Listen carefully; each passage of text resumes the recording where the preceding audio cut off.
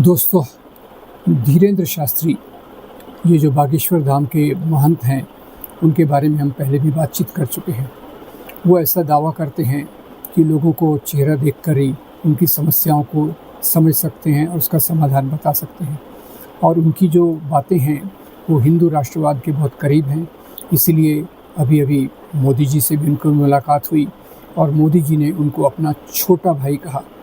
अब कहाँ तो एक महंत धर्म के नाम पर काम कर रहा है, पर दूसरी तरफ से वो उन्हीं विचारों को प्रेरणा दे रहा है जो हिंदू राष्ट्र की बात को लेकर आगे चलना चाहते हैं।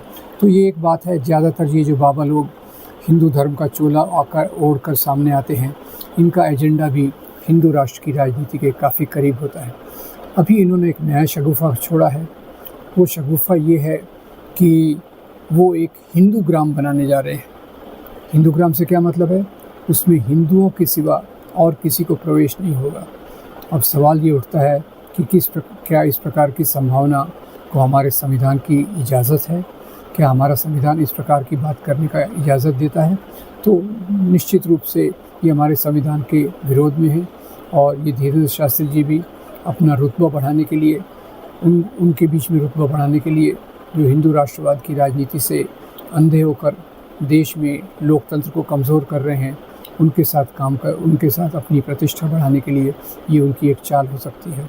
और जब तक भारतीय जनता पार्टी जैसे लोग उनका समर्थन करते रहेंगे, मोदी जी उनको छोटा भाई बोलेंगे, तो ये समस्या हमारी और भी बढ़ती जाएगी। वैसे तो ये बाबा लोगों ने समाज में बहुत संपत्ति कमाई है और अपनी प्रतिष्ठा के आधार पर ये कुछ भी कर लेते हैं, जैसे कि हमारे सामने बहुत सारे और उदाहरण हैं। हम उम्मीद करते हैं कि हिंदू गांव की कल्पना को रोका जाएगा। केंद्र की तरफ से, राज्य की तरफ से इस प्रकार की कोई गांव किसी की जागीर नहीं है। ये पूरा देश हम सब लोगों का है। उसके आधार पर हिंदू गांव को रोका जाना चाहिए। धन्यवाद।